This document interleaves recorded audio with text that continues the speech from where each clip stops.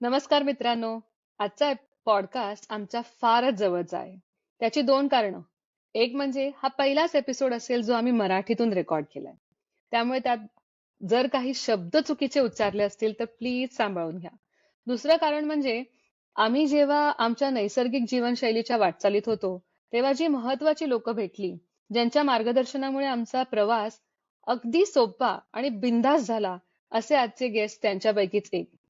शेतकऱ्यांच्या आणि किंबहुना समाजाचा विकास कसा करता येईल ही त्यांची मानसिकता पहिल्याच भेटीत तुम्हाला समजेल. त्यांच्या बऱ्याच कामांपैकी 3 गुंठा शेती, 30 पैशात चहा, देशी बियाणं जपणे, रुद्राक्ष थेरपी या काही यशस्वी संकल्पना. तर अजून वेळ न घालवता आपण स्वागत करूया गोरक्षनाथ भांगे दादा यांचं.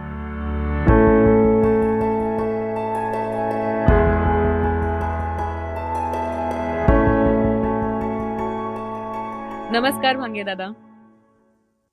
नमस्ते. तुमचं द अवेकनिंग ट्रेल मध्ये खूप खूप स्वागत आहे. थँक्यू. चला तर मग आपण सुरुवातीपासून सुरुवात करू. तुमची तुमचा शेतीकडे कल कसा काय वळला? तुमचं लहानपण कसं होतं? शेतीची बी तुमची लहानपणीच रुजली गेली, की नंतर काही आयुष्यात असा प्रसंग घडला, की तुम्ही छान नोकरी सोडून शेतीकडे वळलात? तुमच्याकडून ऐकून घ्यायला खूप छान वाटेल.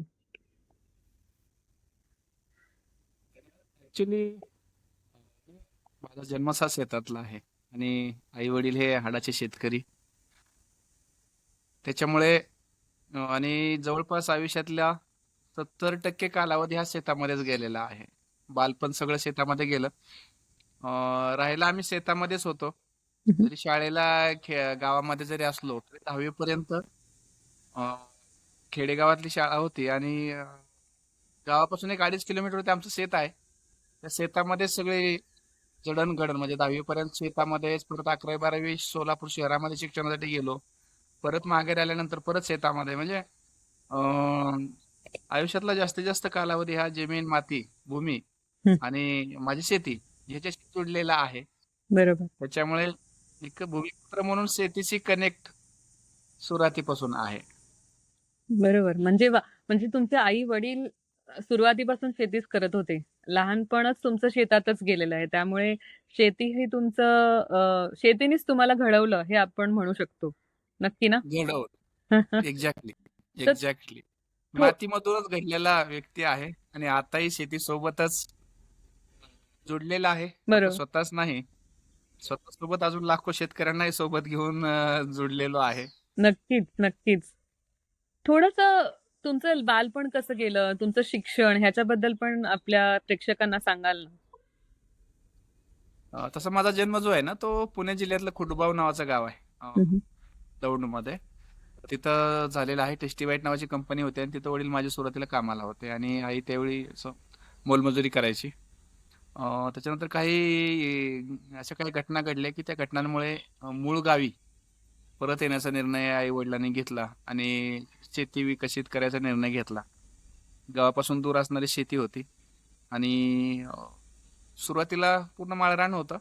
त्यामुळे तिथं काही येणं शक्य नव्हतं म्हणून एक दुसऱ्यांची शेती, ज्याला आपण भाड्याने घेणं घेणं म्हणतो ना किंवा वाट्याने घेणं, ते वाट्याने शेती घेतली होती. परंतु म्हणजे ही गोष्ट साधारणपणे 90च्या दशकातली आहे.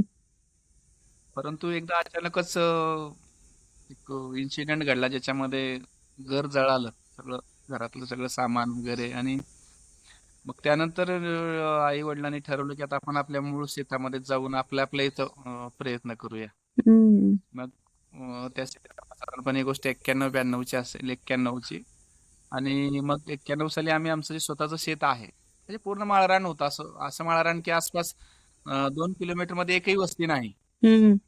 अशा ठिकाणी झोपडी पहिल्यांदा उभारली आणि त्या झोपडीमधून किंवा गोठ्यामधून प्रवास शेती करायचं सुरू झालं साधारणपणे.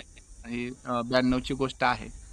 माझं गाव जे आहे, मूळ गाव, हे सोलापूर जिल्ह्यामधल्या माढा तालुक्यामध्ये विठ्ठलवाडी नावाचं गाव आहे. म्हणजे आता महसुली विठ्ठलवाडी म्हणता येईल. मतदान आणि हे सगळं खैरेवाडीमध्ये आहे आता. बरोबर.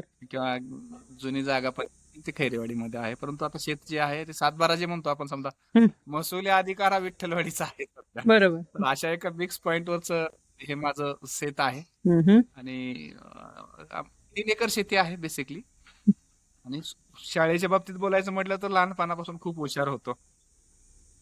स्वतःला अभिमान आहे की शाळेमध्ये खूप चांगला होता. म्हणजे मजेशीर गोष्ट अशी आहे की पहिलीला मी ज्या शाळेमध्ये होतो ना, खेरवाडीच्या, मला एक शिक्षक होते. म्हणजे मला वाचायची फार आवड होती. मी शाळेत म्हणजे पहिलीला जायच्या आधी बहीण माझी मोठी आहे. अच्छा. आशेराता तिचं नाव आहे.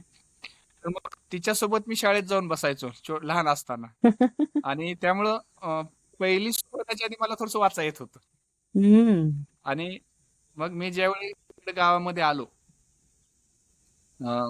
शिफ्ट झालो ज्यावेळी पुण्याकडून, जसं मी मगाशी सांगितलं, आणि शाळा सुरू झाली. आमची एक शिक्षक शाळा वर्ग 4थी पर्यंतची. बरोबर. आणि मग आणि गाव छोटा आहे माझं. गावामध्ये साधारणपणे किती एक 100-150 उंबरठा असणारं गाव आहे. मग आमच्या गुरुजींच्या लक्षात आलं की त्याला वाचायला येतंय. गुरुजींनी हळूच पहिलीच्या वर्गामध्ये मला हे दिली की बाळा, तू हे राहिलेली जी 5 विद्यार्थी आहेत त्यांना तू शिकवत जा. वा. म्हणजे पहिली मीच विद्यार्थी आणि मीच शिकवणं, असा एक मजेशीर प्रवास सुरू झाला. मस्त मस्त. त्यानंतर मग शेतामध्ये राहायला गेलो. मग मी सांगितलं की घर जळाल्यामुळे परत शेतामध्ये राहायचा निर्णय घेतला, माझ्या मूळ शेताकडे. तिथून विठ्ठलवाडी म्हणून गाव आहे शेजारी, ते 2 किलोमीटर होतं. आणि विठ्ठलवाडीची शाळा चांगली, म्हणजे आताही खूप चांगली आहे. म्हणजे विठ्ठलवाडी हे गाव असं आहे की महाराष्ट्रातलं पहिलं गाव आहे असं म्हणता येईल, जिथं प्रत्येक घरामध्ये सरकारी नोकर आहे. वा. मग त्या शाळेमध्ये मी 2री पासून सुरुवात केली. साधारणपणे 90 ते 100च्या दरम्यान मार्क्स राहणारा विद्यार्थी असा माझा ट्रॅक राहिला. 10वी पर्यंत. 10वीला 79%, 10वीला मग स्कॉलरशिप मिळाली. 11वी-12वी भारतीय विद्यापीठला केलं. परत ग्रॅज्युएशन मध्ये मी जिओलॉजी केली. जिओलॉजीलाही मी टॉप केला. त्यानंतर काही टप्प्या आयुष्यामध्ये फार मजेशीर असतात. माझा एक मित्र आहे ना, मास्टर ऑफ सोशल केलेला आहे. बरं. आणि आता आम्ही खेड्यात हुशार होतो, परंतु बाहेर फार काय करतंय याचं ज्ञान नव्हतं. आणि मग त्याने सांगितलं MSW करा, म्हटला कमीत कमी 5-7 हजाराची नोकरी लागते. आणि त्याच्यापेक्षा त्यांनी महत्वाचं असं सांगितलं, आठवड्यात मला 3 दिवस सुट्टी असल्यासारखं असतं म्हणलं. आता अजून मग फारच खुश झालो आम्ही. बरोबर. पण ते आता कॉलेजला गेल्यानंतर कळालं फील्ड वर्क असतं. आणि मी एकटाच गेलो नाही, मी माझे 2 मित्रही घेऊन गेलो, उमेश गडेकर आणि अमोल कुलकर्णी. त्यांनाही म्हटलं अरे तिकडे फार मज्जा असते, म्हणलं म्हणे आपण पण जाऊया. आणि मग सोलापूरला वालचंद कॉलेजच्या माध्यमातून मी मास्टर ऑफ सोशल वर्क केलं, ग्रामीण आणि शहरी विकास मध्ये. आणि हे सगळं करताना आहे ना, अवांतरची आवड प्रचंड होती. कारण रक्त असं म्हणजे पिंड जो आहे ना, तो शेतकऱ्याच्या खऱ्या पोराचा होता. म्हणजे आकाशवाणी सोलापूरला 9वी मध्ये असताना माझा पहिला कवितेचा कार्यक्रम झालेला आहे. वाव. वयाच्या 4थ्या वर्षी माझा पहिला आकाशवाणीला कार्यक्रम कवितांचा झालेला होता. आणि ह्यात एक गोष्ट ऍड करतो बोलताना, कारण काय आयुष्य घडण्यामध्ये ना काही लोकांच्या खूप चांगल्या ताकदीच्या भूमिका असतात. नक्कीच नक्कीच. माझा एक आकाशवाणीचा अनुभव सांगणं गरजेचं काय आहे की आयुष्यामध्ये जर तुम्हाला प्रेरणादायी माणसं भेटली ना, तर आपलं आयुष्य सुंदर होतं. साधारण आकाशवाणीला मी ज्यावेळी गेलो होतो ना सुरुवातीला, असं रेल्वेने पॅसेंजरने गेलो होतो वही सोबत घेऊन. आणि म्हणजे घरामध्ये रेडिओ आमचा एकमेव करून रेडिओ असायचं. मग युवावाणी वगैरे आम्ही नेहमी लहानपणापासून ऐकत गेलो. त्याच्यामध्ये असं काही कवींच्या कविता वगैरे असं ऐकायचो. आणि माझा एक मित्र होता बाबासाहेब लोंढे म्हणून, खूप चांगला कवी वक्ता आहे, खूप चांगला जाणकार व्यक्ती आहे. म्हणजे जगायचं मी त्याच्याकडनं शिकलो. 7वी पास आहे, पण महाराष्ट्रातल्या बऱ्याचशा मोठ्या कंपन्यांच्याही जाहिराती आज तो बनवतो. वा. फक्त 7th क्लास. मला त्यांना नक्कीच भेटायला आवडेल. तो आणि आम्ही गेलो. 100% म्हणजे कमालीच आहे. म्हणजे तो आयुष्यामध्ये 80% पैसा हा प्राणी पशु यांच्यावरती दान करणारा व्यक्ती आहे. वा. अवेकनिंग मध्ये अवेकनिंग ट्रेनला माझी विनंती असते, त्या माणसाला तुम्ही स्क्रीनवरती जर आणलं ना, तर लाखो लोकांना प्रेरणा मिळेल की अरे जगलं तर बाबासाहेब लोंढे सारखं जगलं पाहिजे. म्हणजे रस्त्याने जाताना जर कोणी एखादा प्राणी विकायला किंवा असं चतुर वगैरे जर विकायला निघालं ना, तर खिशातून पैसे त्याला देणार की सोडून दे. अरे वा. म्हणजे असे माणसं पण हवी आहेत जगात. आता मी आकाशवाणीकडे येतो. नक्कीच. खूप गरजेचे आहेत. तर मग आकाशवाणीला ना ज्यावेळी गेलो त्यावेळी आकाशवाणीचे संचालक जे आहेत ना, ते भीमराव शेळके म्हणून होते. आज दुर्दैवाने ते आपल्यामध्ये नाहीत. परत गोवा आकाशवाणीचे संचालक झाले, परत नांदेड आकाशवाणीला गेले. तर ज्यावेळी आम्ही गेलो ना, त्यांना फार कौतुक वाटलं, अरे एवढासा पोऱ्या मला हुडकत आकाशवाणीमध्ये आलाय की आम्हाला कविता सादर करायची सर, मी लिहिलंय थोडस बघा. हो. आणि त्यावेळी ते एकटेच राहायचे आकाशवाणीला. मग ते म्हणले, अरे बाळा तू आता माघार कसं जाणार आहेस? त्याने फार म्हणजे अभिराम सराफ म्हणून हे होते आकाशवाणीचे आमचे निवेदक, त्यांना सांगितले की याच्या कविता घ्या रेकॉर्ड करून. मग ते रेकॉर्डिंगला 5:30-6 वाजल्या, जायचं कसं? हम्म. आणि रेल्वेने आलेलो. मग ते म्हणले तुम्ही काय करा, माझ्याकडे आज राहा. आकाशवाणीचा संचालक, एक अनोळखी 2 मुलं येतात, हम्म. त्यांच्यासोबत भेटल्यानंतर ते थेट सांगतात की माझ्यासोबत राहा. आणि सगळ्यात म्हणजे मोठी गोष्ट, त्या संध्याकाळी आहे ना त्यांनी स्वतःने हाताने स्वयंपाक केला, भाकरी भाजी आमच्यासाठी, वा. आणि खाऊ घात की बाळांनो तुम्ही खूप चांगली धडपड करता आयुष्यात, तुम्ही पुढे जाल, हाच प्रयत्न, हीच प्रेरणा, ही एनर्जी हम्म. अशीच राहू द्या. संध्याकाळी 2-3 तास आमच्यासोबत गप्पा मारल्या, आमच्याकडून जाणून घेतलं आम्ही काय करतोय, कसं जगतोय, शिक्षण कसं आहे, घरात कोण आहे, आणि खूप प्रेरणा दिली. म्हणजे आजही शेळके सरांना आठवलं ना तर कळतं की बाबा जग जे आहे ना हे अशा माणसांवरती चालतं, किंवा हो. शून्यातून उभा राहणाऱ्या माणसांशी आहे ना असा कोण ना कोण गॉडफादर आयुष्यामध्ये त्यांना कुठे भेटलेला असतो की जो एक एनर्जी देऊन जातो. तर तो मग आकाशवाणीच्या माध्यमातून ती प्रेरणा आली की बाबा आपण लिहू शकतोय, तो चांगलं लिहितोय. हम्म. आणि मग लिहिणं, वक्तृत्व, प्रश्नमंजुषा, हे सगळं मग 12वी नंतर मग विद्यापीठ, युवक महोत्सव, असं हे सगळं सुरू झालं. म्हणजे बरं. तिथून एक प्रेरणा मिळायला सुरू झाली, बाहेर आणि आपण भाग घेतला पाहिजे. आणि मग भारतीय विद्यापीठला असताना दुसरे जे एक व्यक्तिमत्व होतं, हम्म. बाबासाहेब भालेराव सर, जे भारतीय विद्यापीठचे प्राचार्य राहिलेले आहेत आणि चळवळीमधील कार्यकर्ते एकदम. हम्म. आणि त्यांचं म्हणणं होतं की मी चुकीचं नसेल ना तर मागं सरायचं नाही. डॅशिंग म्हणजे. आणि मी जेवढी 11वी-12वीला सोलापूर पहिल्या आयुष्यात शहरात गेलो हम्म. हम्म. आणि शहरात काहीच अनुभव नव्हता. म्हणजे फर्स्ट टाइम एखादं सिटी आणि त्या सिटी मधलं राहणं होतं. परंतु ते अं, बालराव सरांमुळे आमचं सुखकर झालं. बालराव सर मला मानतात किंवा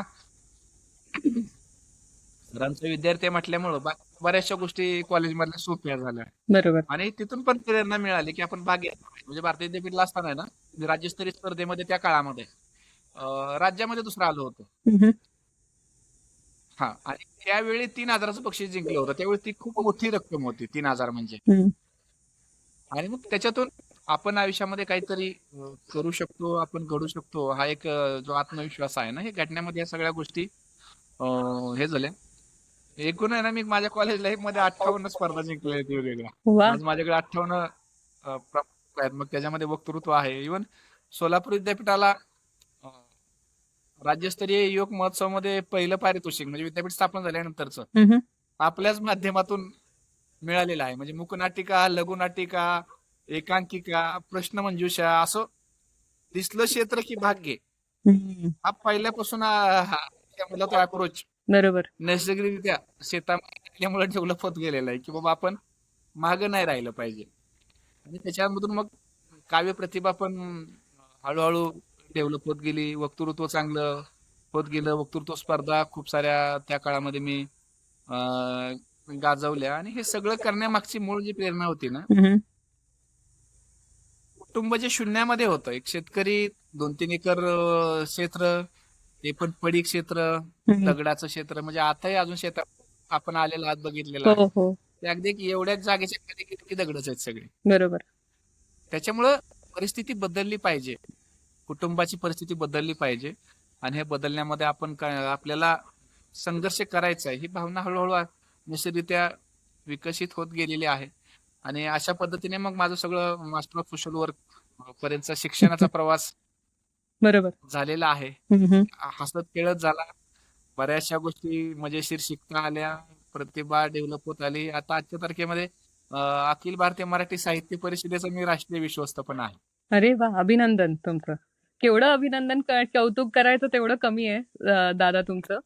मला आता ह्या कॉन्व्हर्सेशन मधून एवढं लक्षात आलंय, 2-4 पॉइंट्स. एक तर तुमची डॅशिंग पर्सनॅलिटी, किंवा तुम्ही तुमचं जे व्यक्तिमत्व घडवण्यामध्ये ऑफकोर्स तुमची पेरेंट्स, तुमची सुरुवातीची जी वाटचाल होती, म्हणजे आई-वडिलांचं तुमच्या कौतुकच आहे, की अख्खं घर जळालं आणि त्याच्यानंतर पण त्यांनी स्पिरिट लो होऊ नाही दिलं. त्यांनी कंटिन्यू केलं. आय थिंक तुम्ही ते त्यांच्याकडून शिकलात नक्कीच. आणि मला असं वाटतंय, की तुम्ही शाय नाही आहात. तुम्ही बिनधास्त म्हणजे अप्रोच करतात. मला असं वाटतं प्रेक्षकांनी हे नक्की शिकलं पाहिजे, की तुम्ही शाय नका होऊ. तुम्हाला वाटतंय ना, एक पाऊल उचलून तर बघा. आयदर यश मिळेल नाहीतर तुम्ही त्याच्यातून काहीतरी नक्कीच शिकाल. आणि टुवर्ड्स द एंड नक्कीच मला एक छोटीशी बिलकुल. कविता ऐकायला आवडेल. अगदी छोटीशा 2 ओळी. आपण नक्की कवितेकडे वळू. तर हा तुमचा अगदी, अगदी, अगदी. मलाही आवडेल ऐकवायला. तर हा तुमचा लहानपणीचा प्रवास, तुमचा शाळा, कॉलेजचा प्रवास आपण ऐकला. आता थोडंफार तुम्ही जर तुमच्या नोकरी आणि तुमच्या फॅमिलीबद्दल जर सांगाल, तर आवडेल आम्हाला ऐकायला. अगदी, अगदी, अगदी, अगदी. माझं ज्यावेळी शिक्षण संपलं ना, म्हणजे नोकरीची पण एक स्टोरी आहे. कॉलेजचं फायनल वर्ष म्हणजे MSW सेकंड इयर असताना आहे ना, बेसिक्स नावाची एक मायक्रो फायनान्स कंपनी आहे देशामधली, एक पायोनियर कंपनी होती. ओके. आणि त्याच्यामध्ये ना माझा भाऊ जॉबला होता, कृष्णदेव बेडगे, जो आता ऍक्सिस बँकेला व्हाईस प्रेसिडेंट आहे. अरे वाह! तर मग तो तिथं जॉबला होता आणि त्याने सांगितलं की असं असं जॉब आहे आणि तू येतोस का. आता स्थिती अशी होती, माझा पेपर सुरू होता, शुक्रवारी मी पेपर दिला आणि तिकडे शनिवारी पोचणं होतं आणि रविवारी सकाळी परीक्षा, दुपारी मुलाखत आणि फील्ड, असे 3 इव्हेंट्स होते आणि परत माझा सोमवारी सायकोलॉजीचा पेपर होता.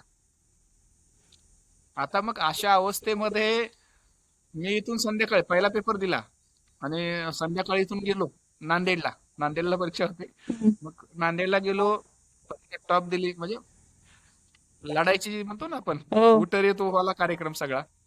मग इथून रात्रभर प्रवास करून गेलो, परीक्षा दिली, परीक्षेमध्ये पास झालो. त्यानंतर मग ग्रुप डिस्कशन मध्ये टॉप केलं, वाह! इंटरव्ह्यू खूप चांगला झाला आणि निवड झाली. म्हणजे रविवारी पेपर दिला, सोमवारी आलो आणि सोमवारी दुपारी मला मेल पडला होता. मी सायकोलॉजीचा पेपर देऊन माघारी आलो, तर 2 वाजता माझ्या मेलवरती जॉब हातात. मेल पडला होता की तुमचं सिलेक्शन झालंय. वाह! हा, आता ही गोष्ट साधारणपणे 2005 मधली आहे आणि सिलेक्शन झालंय. आणि त्यावेळी जसं मी मगाशी सांगितलं ना, की आम्हाला अपेक्षा काय होती, 5,000 पगार हा सुरुवातीला असणं त्या काळामध्ये भरपूरच आहे. गाव पातळीवरती ती मोठी गोष्ट वाटायची. नक्कीच. हो. हा, आणि त्यावेळी मग फील्ड एक्झिक्युटिव्ह म्हणून निवड झालेली आणि साधारणपणे 12,000 पगार असेल आणि परमनंट नोकरी, बरोबर. हे असं सगळं होतं. आणि कॉलेजमध्ये हे आमच्या कळालं सगळ्यांना, अरे यार ह्याचं सिलेक्शन पण झालंय, म्हणजे पेपर सुरू असतानाच. आणि मी कॉलेजला बंडखोर होतो खरं सांगायला. आम्ही आमच्या मित्रांचा ग्रुप होता, आम्ही नेहमीच सामाजिक समस्यावरती सकाळ, लोकमत, पुण्यनगरी, पुढारी, वाचकांचा पेपरामध्ये जवळपास आठवड्यातून 1-2 पत्र असणारा व्यक्ती मी, की बाबा ही समाजात समस्या आहे, या समस्येवर काम झालं पाहिजे, हे झालं पाहिजे. बरोबर. मग कधी कधी आहे ना, शिक्षकांसोबत पण असे खटके उडायचे की बाबा हे अभ्यासापेक्षा हा जास्त बाकीच्या गोष्टींमध्येच असतो, हा स्पर्धेला जातो, गैरहजर जातो, इकडं तिकडं सगळं हे असं. कॉलेज संपायच्या आधी आणि नोकरी हातामध्ये आली, त्यामुळे अजून कॉन्फिडन्स वाढला. आणि मग तो पहिला जॉब तो आहे तो बेसिक्स मध्ये फील्ड एक्झिक्युटिव्ह म्हणून मी हिंगोली जिल्ह्यामध्ये सुरुवातीला काम केलं. आणि खेळाचाच पोरगा होतो, त्यामुळं जे काम पहिलं हाताशी आलं होतं ना, ते खूप मन लावून केलं, की आपल्याला आपल्या शेतकऱ्यांना मदत करायची संधी मिळालेली आहे. पिंड जो डेव्हलप झाला होता ना, तर त्याला ते एकदम मॅचिंग काम होतं. लोकांना अर्थपुरवठा गावापात ज्याच्याकडे काहीच नाही, जो कोणी मॉर्टगेज देऊ शकत नाही, अशाही माणसांना. आणि मायक्रो फायनान्सिंगचं ते देशातलं पायोनियर कंपनी असल्यामुळे गावांमध्ये सावकारी बंद करण्यामध्ये कालावधीमध्ये माझ्या कामात चांगला फायदा झाला. अनेक घरं उभा राहिली, अनेक विधवा महिला असतील, गरीब कुटुंब असतील, त्यांना आम्ही छोट्या छोट्या कर्जांच्या माध्यमातून त्याच्या आयुष्यामध्ये पुढे घेऊन जाऊ शकलो. जवळपास म्हणजे मी 18 महिने साधारणपणे बेसिक्स मध्ये होतो हिंगोली जिल्ह्यामध्ये, तर त्या काळात साधारण 12,000 कुटुंबांना आम्ही कर्ज देऊ शकलो. आणि 12,000 कुटुंबांना वित्त पुरवठा कमी व्याजदरामध्ये मोठी गोष्ट आहे, म्हणजे मी पर्सनली मानतो. कारण 50-100 रुपयासाठी, म्हणजे माझं शिक्षण असताना ना, अगदी 100-100 रुपयासाठी आईला आहे ना शेजारी पाजारून असे हातपाय जोडून पैसे आणावे लागत असायचे. त्याच्यामुळे ज्यावेळी आपण कुणाला तर देऊ शकतोय ना, तो भाव आणि ती संधीचं मी सोनं केलं त्या काळामध्ये. आणि त्याचा फायदा असा झाला की चांगलं काम केल्यामुळे साधारण 18 महिन्यामध्ये प्रमोशन केलं गेलं. वा. आणि टीम लीडर म्हणून मला नांदेडला पाठवलं गेलं. हम्म. नांदेड जिल्ह्यामध्ये जुनी ब्रँच होती, तर त्याचं विभाजन करून एक नवीन ब्रँच माझ्याकडे दिली गेली. हा. आणि मग त्या नवीन ब्रँच जागा बघण्यापासून, स्टाफ निवडण्यापासून, म्हणजे ऑटोमॅटिक तिथे HR स्किल पण खूप चांगलं हम्म. त्या काळामध्ये डेव्हलप झालं की मॅनेजमेंट वगैरे कसं करायचं. आणि ती पण ब्रँच मी टॉपला नेली. आणि ते करताना आता माझं गाव मूळ इथं माढा आणि मी होतो नांदेड भागामध्ये, म्हणजे खूप लांब होतो बरोबर. आई वडिलांपासून. हो हो. आणि मी त्यापैकी होमसिक आहे. आई वडिलांवर माझं प्रचंड प्रेम आहे, म्हणजे त्यांना ते सोडून बघितलंय किंवा मी. शेतीपासून खूप लांब जाणं हे हम्म. माझ्या पिंडामध्ये नव्हतं आणि आताही नाहीये. बरोबर. आताही मी म्हणजे माझं कुटुंब, आम्ही ना सगळे एकत्र राहतो, हो कंपल्सरी सोबत राहतो. हो. तर मग त्यावेळी तो थोडासा एकटेपणा जाणवायला लागला, अरे आपण आई वडिलांपासून एवढ्या लांब राहतोय, जवळ आलं पाहिजे. आणि मग सुदैवाने त्यावेळी महिंद्रा होम फायनान्स देशामध्ये नवीन सुरू झाली होती. हम्म. आणि त्यांची एक ऍड, त्यांना असिस्टंट एरिया मॅनेजर पाहिजे होते. आणि मग त्याचाही ऑनलाईन इंटरव्ह्यू झाला. तो पण खूप छान झाला. आणि त्यांनी सांगितलं या. आणि मला मग पुणे डिव्हिजन दिली गेली. पुणे, सातारा, सांगली, सोलापूर, कोल्हापूर, अच्छा. साधारणपणे 5 जिल्हा. आणि हेडक्वार्टर दिलं गेलं सोलापूर. म्हणजे मी परत एकदा घराजवळ आलो. वा. हा. आणि आणि मीनवाईल तोपर्यंत आयुष्यामध्ये आमच्या सौभाग्यवती अनुराधा यांची एंट्री झाली होती. म्हणजे नांदेडला असताना अंतिम टप्प्यामध्ये माझं लग्न झालं होतं. हम्म. मिसेस जी आहे ती IT पास आहे, BSc ऍग्री आहे पुणा कॉलेजला. आणि गरवारीला तिने ABM केलेला आहे. वा. आता सध्या तेही अधिकारी आहे महिला कल्याण विभागामध्ये. हम्म. तर मग लग्न झालं होतं आणि मग म्हटलं की आपण आपल्या घराकडे जवळ माघारी आलं पाहिजे. हम्म. आम्ही इकडं माघारी आलो. महिंद्रा सोबत काही दिवस काम केलं. आणि जसं मी म्हटलं ना, पिंड जो होता, हम्म. स्वतः काहीतरी केलं पाहिजे आयुष्यामध्ये. मग एक कालावधीनंतर महिंद्रा सोडल्यानंतर मी आणि माझ्या काही मित्रांनी मिळून आम्ही एक पार्टनरशिप मध्ये 2-3 फर्म चालू केले. इव्हेंट मॅनेजमेंट कंपनी होती, त्यानंतर प्लेसमेंट सर्व्हिस काढली. वा. आणि पॉलिटिकल कन्सल्टन्सी पण आम्ही सुरू केली. मस्त. Political consultancy in the sense की ओपिनियन पोल वगैरे करणं, लोकांच्या भावना काय आहेत, लोक काय विचार करतात, हे सगळं करणं. हम्म. आणि हे सगळं करत करत मग आमच्या एक राजकीय नेत्या होत्या, म्हणजे माझ्याच तालुक्यातून जिल्हा परिषदला अध्यक्ष झाल्या, डॉक्टर निशिकांता माळी. अच्छा. आर्ट ऑफ लिव्हिंगच्या खूप चांगल्या साधक आणि क्लबच्या मध्ये खूप चांगलं काम. आणि नेमका मी त्या काळामध्ये सोलापूरमध्ये इव्हेंट्स आणि हे करायचो, ती भेट झाली. आणि मग ताईंनी मला ऑफर दिली की तुम्ही थोडंसं, मला आता मी राजकारणामध्ये नौकी आहे, तुमचा अनुभव आणि आपण असं काही मॅच जर झालं तर मी अजून चांगले प्रभावी काम करू शकेन. हम्म. मग त्यांच्या सोबत काही ऍक्टिव्हिटी करायला सुरू केल्या. म्हणजे आम्ही सोलापूर जिल्हा परिषदेमध्ये जवळपास सगळ्या कार्यालयीन अधीक्षकांचं आर्ट ऑफ लिव्हिंग मध्ये पार्ट 1 आणि पार्ट 2 ऍडव्हान्स कोर्स पण आम्ही करून घेतला त्या काळामध्ये. वा. आणि इव्हन जिल्हा हागणदारी मुक्त झाला पाहिजे साठी मॅडमनी त्या काळामध्ये मला चप्पल सोडली होती शेवटपर्यंत. वा. आणि अगदी भिंगरी लावून आम्ही गावं आणि सगळं फिरलो, लोकांमध्ये गेलो, अवेअरनेस केला. हम्म. आणि हे सगळं करत असताना परत शासनाकडून एक स्वतंत्र कार्यक्रम लॉन्च झाला, ज्याचं नाव आहे राष्ट्रीय ग्रामीण जीवनोन्नती अभियान म्हणून, NRLM ज्याला आपण म्हटलो. हा ग्रामविकास विभागाचा फ्लॅगशिप प्रोग्राम आहे. ज्या प्रोग्राम मध्ये गावं आणि गावातील गरिबी हटवण्यासाठी एक सिस्टमॅटिक इंटरव्हेन्शन्स हे करण्यात आलेले आहेत. आणि मग जिल्हा परिषद सोबत असताना ती जाहिरात पाहिली आणि मला ती संधी वाटली की, म्हणजे जी सुरुवातीला मला वाटलं होतं की शासनामध्ये आपण राहून गाव बदलायसाठी काम करू शकतो, तर मग ती संधी वाटली. साधारणपणे 2013ची गोष्ट आहे. आणि मग 13 पासून 13ला मग त्याच्यामध्ये पण परत त्या एक्झामचाही मी टॉपर आहे. आणि मग बार्शीमध्ये पोस्टिंग मिळालं, तालुका व्यवस्थापक उपजीविका म्हणून, लाईव्हलीहुड्स ज्याला आपण म्हणूया, की जो मूळ प्रश्न आहे की शाश्वत उपजीविकेने लोकांनी गेलं पाहिजे. आणि तीच पोस्टिंग मिळाली. मग साधारणपणे 5 वर्ष बार्शी तालुक्यामध्ये, त्यानंतर 1-2 महिने सांगोल्यामध्ये, आणि आता जिल्हा व्यवस्थापक म्हणून धाराशिव जिल्ह्यामध्ये मी साधारण 2018 पासून सेवा देत आहे. आजच्या तारखेत नाही म्हटलं तर साधारण 1.5 लाख महिलांसोबत माझं काम सुरू आहे. हम्म. आणि शासनामध्येच असताना म्हणजे हा विभागच असा आहे की लोकांना लखपत म्हणून आपण ऐकलं असेल, हो की महिलांचं उत्पन्न, कुटुंबाचं उत्पन्न कमीत कमी 1 लाखाच्या पुढे घेऊन हो जायचंय. हो.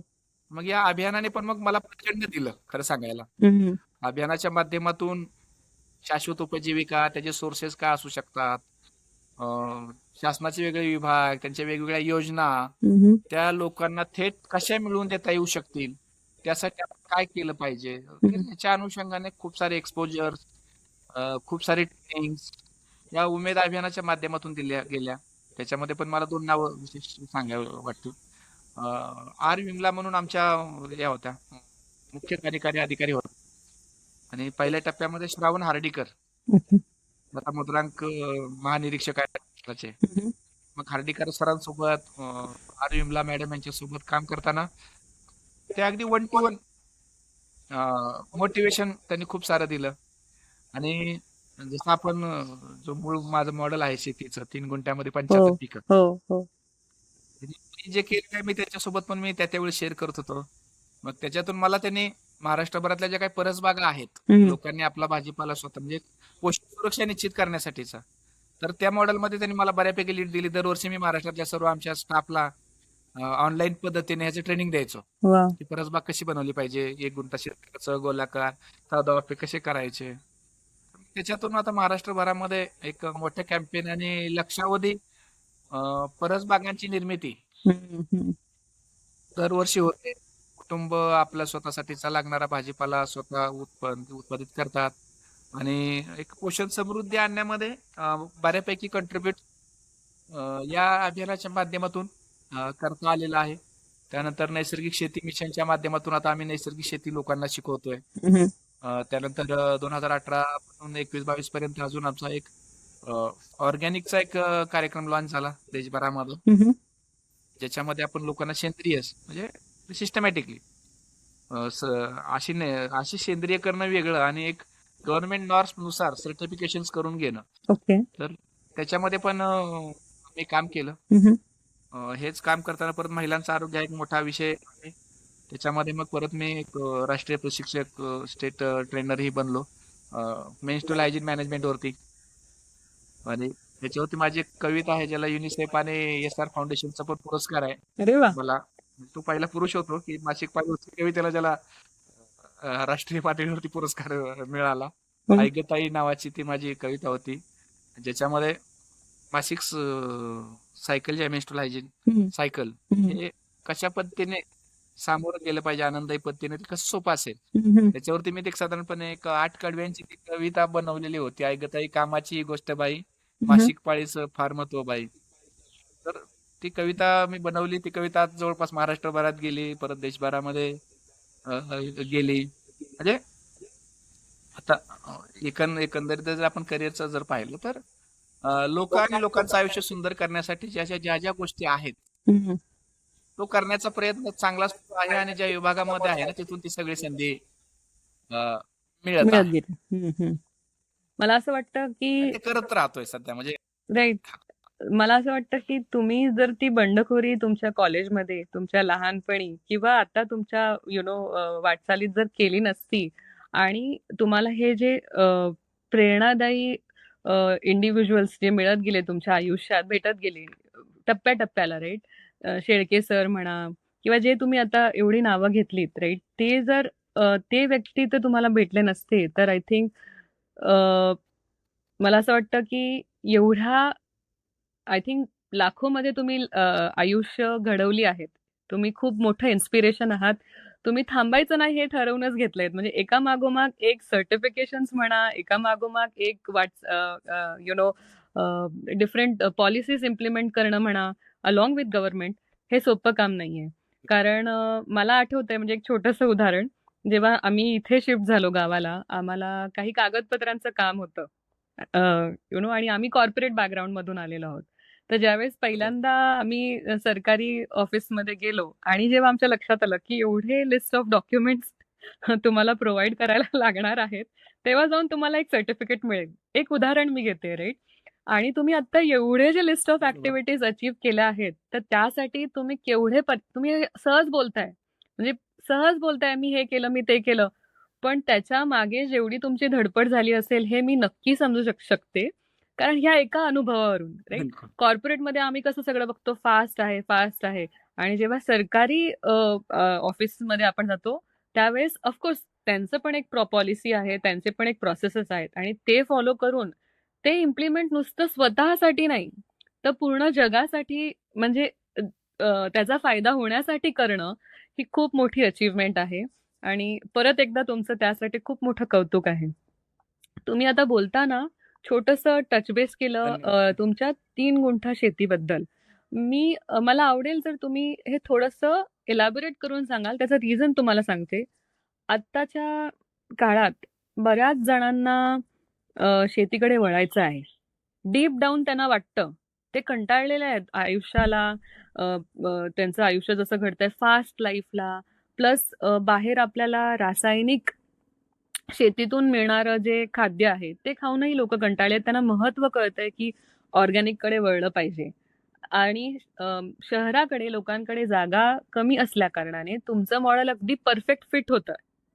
सो जर तुम्ही थोडंसं त्याबद्दल एलॅबोरेट करून सांगितलं लिसनर्सला, तर काहीतरी भरपूर आपण लाईफला टच करून एक चेंज घडवू शकतो.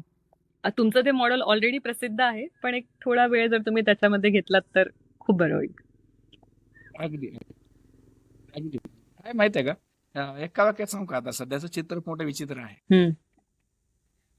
जगणं प्रचंड संकटात आहे. हो. अन्न साखळी पूर्ण नासलेली आहे.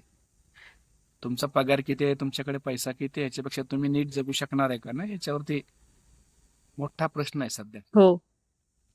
कारण पूर्णच अन्न साखळी करप्ट झाली आहे, थोडक्यामध्ये सांगायचं म्हणजे. आणि त्याच्या बाहेर जर पडायचं म्हणलं ना, तर सोल्युशन हेच असेल की कमीत कमी आम्हाला लागणाऱ्या गोष्टी तरी आम्ही पिकवायला सुरुवात केल्या पाहिजे. का केल्या पाहिजे त्याचं मूळ पहिली गोष्ट आहे, पैशाने आपण सगळ्याच गोष्टी विकत नाही घेऊ शकणार. हो. चांगल्या चांगल्या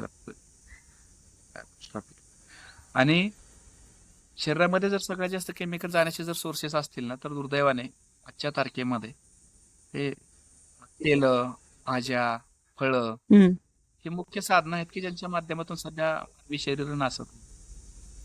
आणि हे जर टाळायचं असेल, चांगलं पोषण जर हवं असेल आणि खरंच चांगलं जगायचं असेल, ज्याला मी काय म्हणतो, म्हणजे माझी एक व्याख्या, मरण सुखाचं असलं पाहिजे. तर मरण सुखाचा अर्थ एवढाच आहे की तुमचं शेवटपर्यंत धडपकड असलं हो, पाहिजे. नक्कीच. आणि आज ते माझं होतं, माझं पण माझ्या सेम असतं. मत आहे. म्हणजे सॉरी मी तुम्हाला मध्ये इंटरप्ट केलं. तर त्यामुळे मला पण नक्कीच ऐकायला आवडेल की तुम्ही काय सांगताय. बिलकुल. त्यामुळं आता गरजेचं काय आहे की कमीत कमी ना आपल्याला लागणाऱ्या गोष्टी तरी आपण पिकवण्यासाठीचा प्रयत्न केला पाहिजे. आणि हे करताना माझ्या मातोश्री, म्हणजे आता माझ्याही घरात माझे वडील 2009 मध्ये एक्सपायर झाले. सॉरी. आणि मग त्याच्यानंतर तर जेवढे एक्सपायर झाले त्यावेळी आम्ही शेतामध्ये राहतो, जसं तुम्हाला मी सुरुवातीला सांगितलं. हो. मग वेगवेगळी माणसं येणं, भेटणं, मुलं येणं, ते लोक भेटा येतात ना. मग आता आपल्या शेतामध्ये काही कुठं दुकान नाही, काय नाही, त्या लहान मुलांना खायला काय द्यायचं. मग त्यावेळी माझ्या मातोश्री मनीषाताई भांगे, ज्यांना आपण भेटलेला आहात, तर हो. मग आईच्या लक्षात आलं की आपण आहे ना इथे येणाऱ्या जाणाऱ्या माणसासाठी आणि आपल्यासाठी आपण चांगलं पिकवलं पाहिजे. मग तिने ना वेगवेगळी फळझाडं लावायला सुरू केली. म्हणजे त्या गोष्टी आयुष्य बदलतात कशा हे थोडंसं समजा. तर मग तिने झाडं लावायला चालू केली. आणि मग घराच्या समोर एक्झॅक्टली शेतामधले घर आणि घराचा दरवाजा उघडला की समोर 1-2-3 गुंठे जागा आहे. तर त्याच्यामध्ये तिने वेगवेगळी झाडं लावली. त्याच्याच बाजूला थोडासा भाजीपाला वगैरे करायला चालू केलं. 4-5 वर्षानंतर लक्षात आलं बरं का, अरे आपल्याकडे बरंच काय काय लागलंय. म्हणजे मी एका दिवशी सहज मोजत होतो की आपण किती लावलंय. हो. तर त्यावेळी आहे ना 44च्या आसपास वेगवेगळ्या वनस्पती मला माझ्या घरासमोर आढळल्या. वाव. म्हणजे गरज बघत आम्ही लावत गेलो होतो की बाबा चल ही झाड मिळाले कुठतरी, आणा लावा. जवळपास 14 फळ झाडं लागलेली होती. जवळपास 15-16 औषधी वनस्पती लागलेल्या होत्या. भाजीपाल्याला साधारणपणे एका बाजूला 1 पाऊण गुंठा जागा होती. त्याच्यामध्ये मग ते सायकल मध्ये समजा पावसाळी भाज्या संपल्या की हिवाळी संपल्या की उन्हाळी असं सुरू होतं. आणि जवळपास त्यावेळी लक्षात आलं की 44 प्रकार आपल्या इथं लागलेले आहेत. हा आणि तोपर्यंत मी इकडे MSRLM सोबत परसबाग आणि ह्या गोष्टी शिकलेलो होतो. मग तेव्हा लक्षात आलं की आपण कमीत कमी जागेमध्ये पण खूप चांगलं लावू शकतो आणि आपली अन्न सुरक्षा निश्चित करू शकतो. हम्म, हम्म. मग अजून राहिलेल्या जागेचा आम्ही चांगला वापर करायला सुरू केला आणि मग याच्यामध्ये काय केलं, 2 टप्पे केले. ओके. साधारणपणे एक गुंठाभर क्षेत्र जे आहे ते भाजीपाल्यासाठी हम्म, आणि 2 गुंठा क्षेत्रामध्ये आपल्या भागामध्ये येणारी सगळी फळं. म्हणजे आता आपण जर बघत असाल, अगदी 5 फुटापासून ते 10 फूट, 12 फूट, 15 फूट अंतरावरती फळझाडं लावता येऊ शकतात. झाडांची उंची आणि हे एक बेसिक जर ज्ञान आपल्याला असेल हम्म. किंवा कुठलं झाड किती मोठं होणार आहे, तर ते लक्षात घेऊन आपण त्या जागांमध्ये जिथे सूर्यप्रकाश पोचू शकतो ना, हा, तिथं काही ना काही येऊ शकतं. बरोबर बरोबर, नक्कीच. त्या सिद्धांतावरती 3 गुंठाचं जे शेती मॉडेल आहे ते शेती मॉडेल तयार झालं. मग त्याचे 2 भाग आहेत. अजून सोपं करून सांगतो की एक भाग जो आहे ना, तो एका भागामध्ये तुम्ही पाऊण गुंठा किंवा 1 गुंठा जागेमध्ये स्वतःसाठी भाजीपाल्याचे 7 वाफे करू शकता. ओके. ज्याच्यामध्ये आपण वर्षभराच्या सायकलमध्ये वेगवेगळ्या भाज्या लावून घेऊ शकता. आणि राहिलेले जे 2 गुंठा आहे त्या 2 गुंठ्यामध्ये 10 किंवा 12 फुटाच्या लाईन्स जर आपण केल्या, हम्म, 4 किंवा 5 लाईन्स, हम्म. आणि त्याच्यामध्ये तुमच्या भागात येणारी फळपिकं ओके. 10 किंवा 12 फुटावरती त्या झाडांच्या केअर किती पसरतो त्याच्यानुसार त्यानुसार. हम्म. जर लावली तर साधारणपणे हा एका लाईन मध्ये 6 ते 7 झाडं बसतात. 4 लाईन मध्ये 21-22 झाडं मिनिमम आपल्याला आरामशी लावता येतात. हम्म. आणि ह्या झाडांची जी काही मधली जागा आहे ना, त्या मधल्या जागेचा वापर आपण क्रीपर्स म्हणजे वेलवर्गीय वनस्पती हो हो, त्या झाडांवरती चढवू शकतो. बरोबर. मधल्या जागेमध्ये औषधी वनस्पती, मग तुळस असेल, पुदिना असेल, कोरफड असेल, तर एवढं असं सगळं जे आहे ना ते आपण लावू शकतो.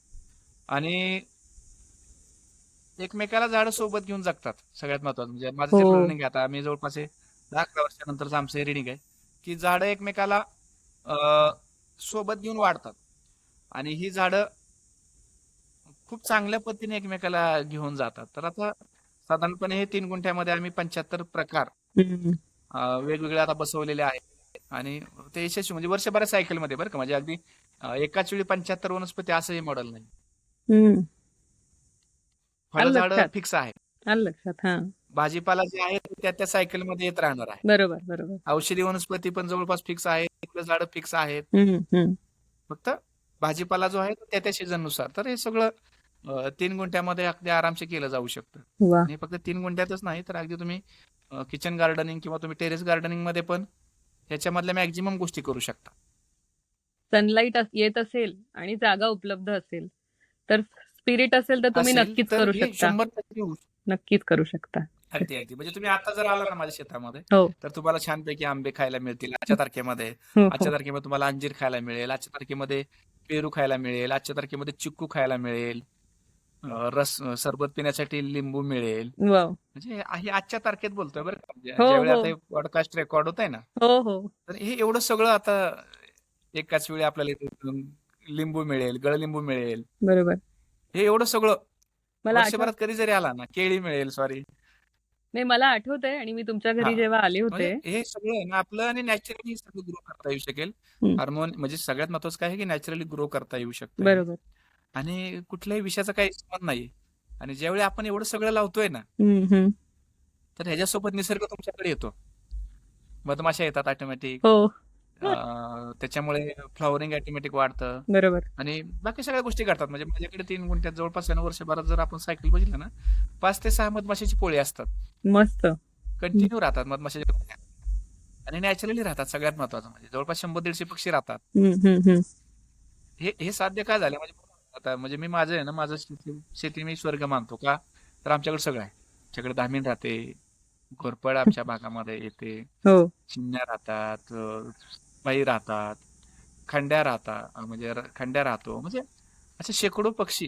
हम्म. आणि माझ्या मातोश्री पक्ष्यांचं तर फार जमतं. म्हणजे एक काळ असा असतो की मातोश्री दरवाजा उघडायची पक्षी सकाळीच वाट बघतात. का तर मातोश्री त्यांना सकाळी छानपैकी तांदूळ देतात हो हो, आणि मग हे तांदूळ खातात आणि मग बाकीचं तेच पक्षी शेतामधलं कीड नियंत्रणाचं बऱ्यापैकी काम पण काम करून टाकतात. करतात. Correct correct. आळ्या वगैरे म्हणजे आमच्याकडे नैसर्गिक शेती आहे. हम्म. आम्ही कुठले केमिकल गेले 12-13 वर्षामध्ये 1 रुपयाचे फवारलेलं नाही. वा. पण हे जे काही कीड नियंत्रणाचं काम आहे ना, ते पक्षी स्वतःहून व्हॉलंटरीली करतात. म्हणजे ते म्हणतो ना की प्राणी पक्षी आहे ना, फुकट कोणाच काय खात नाहीत. माणूस सोडला तर आपण म्हणायचं. वा. तर ते जर आपण हे केलं ना तर ते तेवढं आपल्याला देतात. हे Great. नॅचरल आहे त्यांचं. हम्म. आणि त्याच्यामुळे हे नॅचरली सगळं शेतीप्रयोगांमुळे ना, तर हे सगळे पक्षी, प्राणी, गांडूळ असतील, हे सगळे आमच्या सोबत छानपैकी राहतात. वा, आणि मस्त. आम्ही खुश होतो एकमेकांसोबत, महत्वाचं म्हणजे. ते एक छान असं इकोसिस्टम बनलं आहे. मला आठवतंय जेव्हा मी तुमच्या घरी आली अगदी. होती, एक गोष्ट आम्ही नक्की इम्प्लिमेंट केली, ते तुम्ही इन्स्पिरेशन आहात. ते म्हणजे आम्ही सब्जा तुळस लावली. तुम्ही विश्वास नाही ठेवणार, आम्ही जेव्हा वा. इकडे आलो, आम्हाला हा. सब्जा तुळसचं रोपच मिळत नव्हतं किंवा त्या बियाही नव्हत्या मिळत आणि देशी, राईट? तर ते शोधण्यामध्ये आम्ही एवढे एफर्ट्स घेतले आणि तुमच्याकडे ज्या मधमाशा आम्ही बघितल्या होत्या ना, सब्जा तुळसवर त्या हॉवर करत होत्या, ते आम्हाला नक्की करायचं होतं आणि हा. मधमाशांचं इम्पॉर्टन्स तुम्ही त्यावेळेस आम्हाला सांगितलं होतं जेव्हा आम्ही तुमच्याकडे व्हिजिट केलं. सो नक्की आम्ही ते केलंच हा. आहे.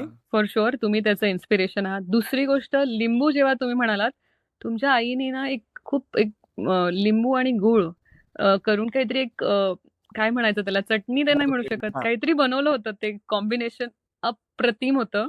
रेसिपी पण मी तुम्हाला विचारली होती.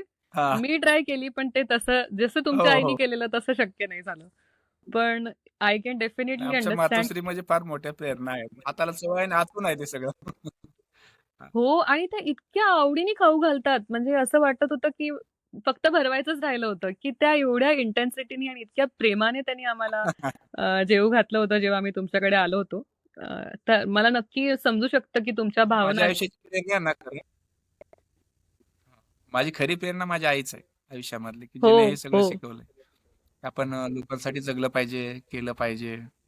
आणि तो मूलमंत्र जो आहे ना आयुष्यामध्ये, जे काही डेव्हलप झालो ना मी, ते बंडखोरी असेल किंवा या सगळ्याच गोष्टी असतील ना, हं. त्याच्या मुळाशी माझी आई ही खूप मोठी प्रेरणा आहे. कारण तिचा संघर्ष खूप लहानपणापासून मी बघितलेला आहे. बरोबर. माणसांसोबत कसं वागलं पाहिजे, नाती कशी जपली पाहिजेत, हं. निसर्ग कसा सांभाळला पाहिजे.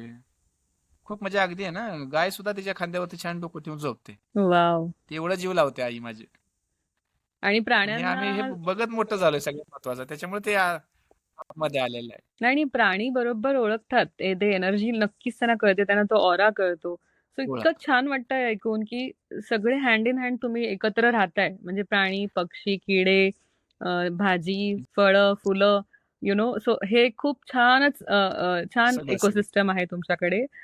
मला पुन्हा यायला नक्कीच आवडेल आणि तुमची ती घेवड्याची वेल पण मला नक्की आठवते, की ती कशी म्हणजे आय थिंक खूप मोठ्या घराभर ती पसरली आहे जेवढं जवळपास मला 100 फूट हां. पसरलेली होती अशी. बरोबर.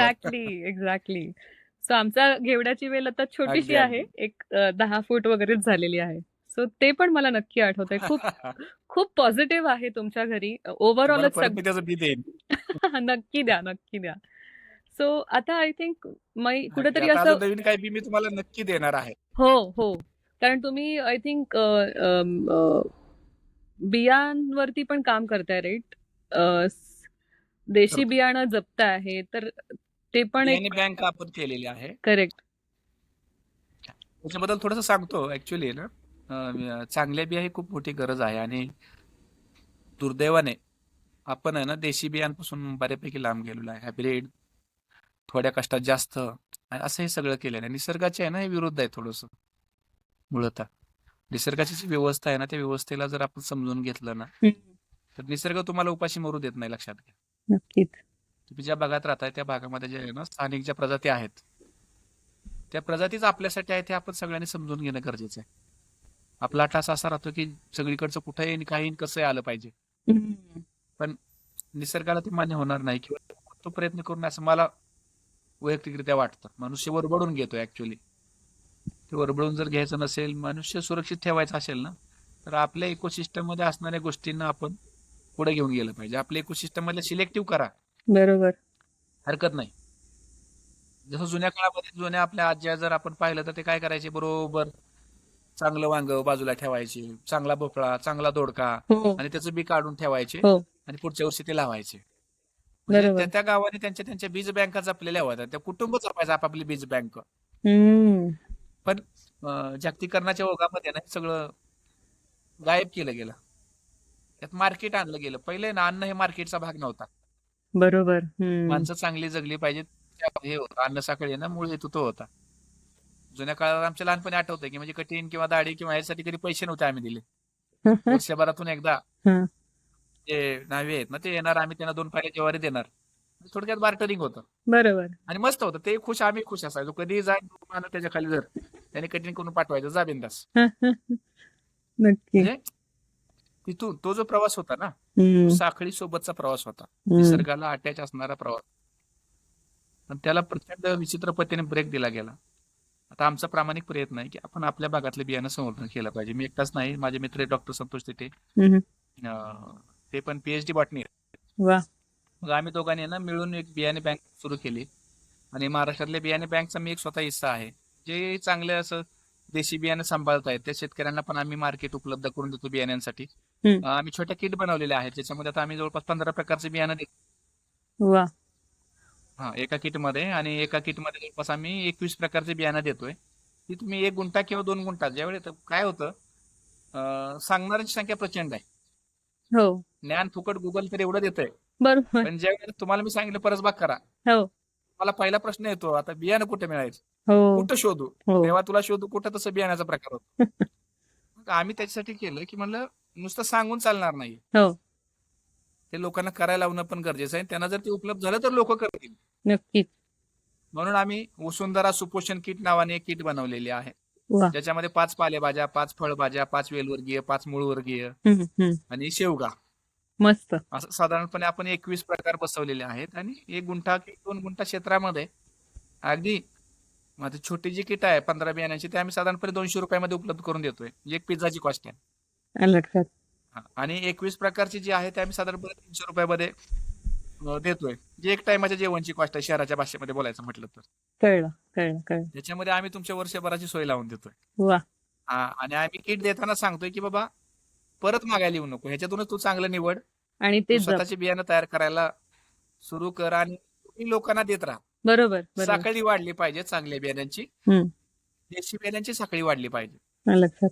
कारण देशीमध्ये पण प्रचंड ताकद आहे. तुम्ही घेवडा बघितलाय माझा, हो हो. 100 फूट पसरला होता. एका घेवड्याने मला 45 किलो घेवडा, 3.5 किलो बी दिलेली नक्की. एका वेलीने. तुम्ही ती बादली पण बघितली ती घेवड्याने भरलेली. हो हो. म्हणजे निसर्ग भरभरून देतोय. बरोबर. आणि हे समजून घेऊन त्या गावांनी किंवा त्या ज्या भागात आपण आहोत ना, तर तिथं अशा बियाणे बँका ही काळाची गरज आहे. आणि त्या बियाणे बँका सुरू करण्याचा प्रयत्न आम्ही स्वतःही केलाय. जवळपास गेल्या 2 वर्षामध्ये ना, एक नाही म्हणलं तर आम्ही एक 8,000 शेतकऱ्यांना हे बियाणं देऊ शकलोय. वा. आणि शहरातल्याही लोकांना, जे शहरांमध्ये काही जे ग्रुप चालतात हम्म. किचन गार्डनिंग मध्ये, हो तर आपण हो त्यांना पण हो. सपोर्ट करतो. आणि हे मस्त. जवळपास बढिया. आम्ही ना नफा ना तोटा ह्या बेसवरती करतोय की बुवा लोकांनी चांगलं खाल्लं पाहिजे. बढिया बढिया. सो एक थोडक्यात सांगायचं तर म्हणजे ईट लोकल आणि ईट सीझनल. तुम्ही सगळ्या गोष्टींच्या मागे पळू नका. येस, तुमच्याकडे जे एक्झॅक्टली. पिकतंय ते पिकवा आणि खा. आणि ऑन टॉप ऑफ दॅट जे सीझनल आहे ते खा. प्रत्येक सीझन मध्ये प्रत्येक भाजी मिळाली पाहिजे हे बिलकुल हा अट्टहास करू नका. सो जर तुम्ही गरज असं नाही, असं नसेल, हा निसर्गाची ती व्यवस्था नाहीये. करेक्ट निसर्गानुसार जगा. हा, हे खूप छान. निसर्गाने पण तुम्हाला ना शेजारीनुसार सगळ्या गोष्टी उपलब्ध करून दिले, त्या समजून घ्या. बरोबर बरोबर. निसर्गाला आणि ते समजा. समजून मग शरीर आपलं नीट राहणार आहे. Right right. हा, आय थिंक मी हाच तुमच्या मूळ मंत्र आहे. फेसबुकवर निसर्ग वाचलं समजा. होतं की सही पोषण दुनिया रोशन. सो आय थिंक ते खूपच तुम्ही तेही छान लिहिलं होतं तुमच्यात. दुसरा एक टॉपिक तुम्ही आता जो बोललात. पंच लाईनच आहे. हो हो. खूप हा. छान छान पंचलाईन्स तुम्ही लिहितात नक्कीच. एक पॉइंट तुम्ही आता जस्ट म्हणालात, त्याच्यावरती मला यायला आवडेल.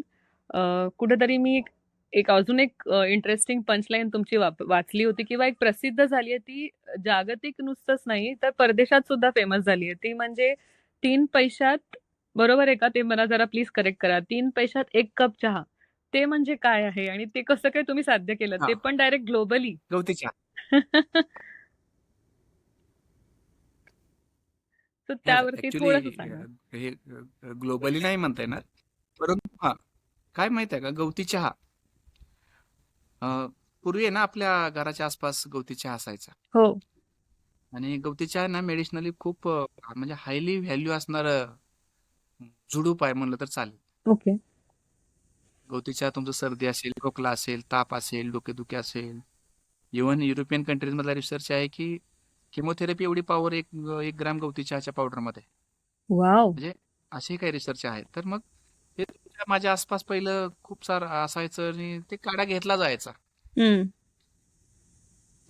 पण काळाच्या ओघामध्ये ते गवती चहा कुठेतरी गायब झाला.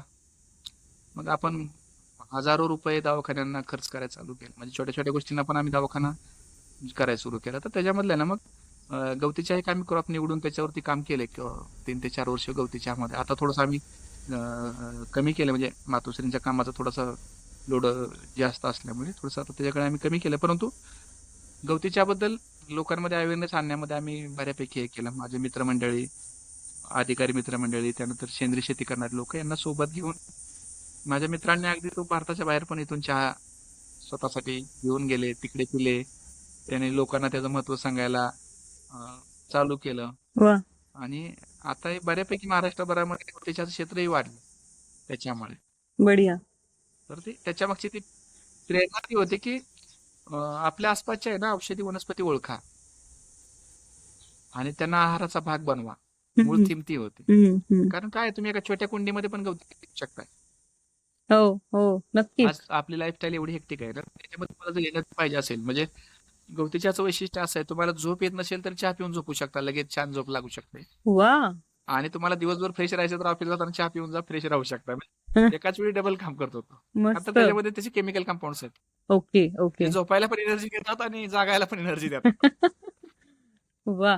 चहाचा आणि चहा आणि एनर्जीची एनर्जी. एक कपासाठी आहे ना एवढीच पावडर लागते समजा. ओ वाव. हा, एवढीच पावडर लागते. तो 3-4 पैशाची म्हणलं तर हरकत नाही. आलं आणि लक्षात. कुंडीत केला तर तीही नाही. ही वा. कुंडी तुम्हाला वर्षभर आरामशे मस्त कुटुंबाला एनर्जी देऊ शकते. आणि मी बघितलंय की गवती चहा जसा आपण कट करतो ना तसा तो जास्त बहरतो, म्हणजे इतर हे पण. ताकदीने वाढतो, हो. ताकदीने वाढतो. म्हणजे आता मला आठवत आहे की अरे इथे गावाला जर कोण पुण्या मुंबईवरून आलं तर आम्ही त्यांना थोडासा कट करून दिला, विदिन फ्यू डेज ना ते एकदम छान बहरतो. सो ते पण एक त्याचं वैशिष्ट्य आहे. आणि नक्कीच बरं. हा पॉइंट पण इम्पॉर्टंट आहे. एनर्जीसाठी सुद्धा आणि आरामासाठी सुद्धा हा दोन्ही गोष्टींसाठी काम करतो. तर नक्की तुम्ही गवती चहाकडे वळा असं मी प्रेक्षकांना येस. सांगू इच्छिते. लास्ट आपण आय थिंक एक विषयावरती. माझं तर सांगणं आहे, हक्काने प्रत्येकाने ना, प्रत्येकाने एक कुंडीमध्ये, म्हणजे तुम्ही शहरात जरी असाल ना तर एक कुंडी वापरा गवती चहासाठीची. गरजेची गोष्ट आहे. Okay okay. कारण चहाचं व्यसन प्रचंड आहे आपल्याकडे हो सगळ्यालाच. हो. तेच गवतीमध्ये कन्वर्ट जर झालं ना तर आरोग्यावरचा खर्च ऑटोमॅटिक खाली येईल, प्रचंड कमी होईल. वा, किती छान बोललात. आरोग्यावरचं कर्ज कमी होईल. मस्त. आणि ते काय खत मागत नाही, सगळ्यात महत्त्वाचं म्हणजे तो खत मागत नाही, रसायन मागत नाही, काही नाही. फक्त एक कुंडी, थोडी माती, तेच तो वाढायला चालू हो करतो. हो, त्याच्याकडे असं फार काही लक्ष द्यावंच नाही लागत, फ्रँकली स्पीकिंग. म्हणजे माझा पण हा अनुभव आहे. Right. आणि बढिया बढिया. बिलकुल. सो आय थिंक आपलं ऐकून जर एक व्यक्ती जरी गवती चहाकडे वळला तरी खूप मोठी अचीवमेंट आहे माझ्या मते. सो दादा, तुम्ही आता एक खूप इम्पॉर्टंट पॉइंट बोललात आणि तुमची फेवरेट वनस्पती ती म्हणजे मोरिंगा, शेवगा. तर त्याबद्दल थोडंसं जर तुम्ही I know. प्रेक्षकांना I know सांगितलं. मोरिंगा. I know that. तर त्याच्याबद्दल Yes, थोडंसं yes. मार्गदर्शन करा ना. जसं शेवगा जरी म्हणलं ना, असं आतून असं खूप भरून येतं मला लगेच. वर्ल्ड इकॉनॉमिक फोरमने ना ज्याला नेक्स्ट सुपर फूड म्हणून जाहीर केलंय. वर्ल्ड इकॉनॉमिक फोरमने. जर जगभरात जेव्हा हो. दुष्काळ पडतील ना तर त्यावेळी आपल्याला जगवायचं काम करणारी वनस्पती असणार आहे शेवगा.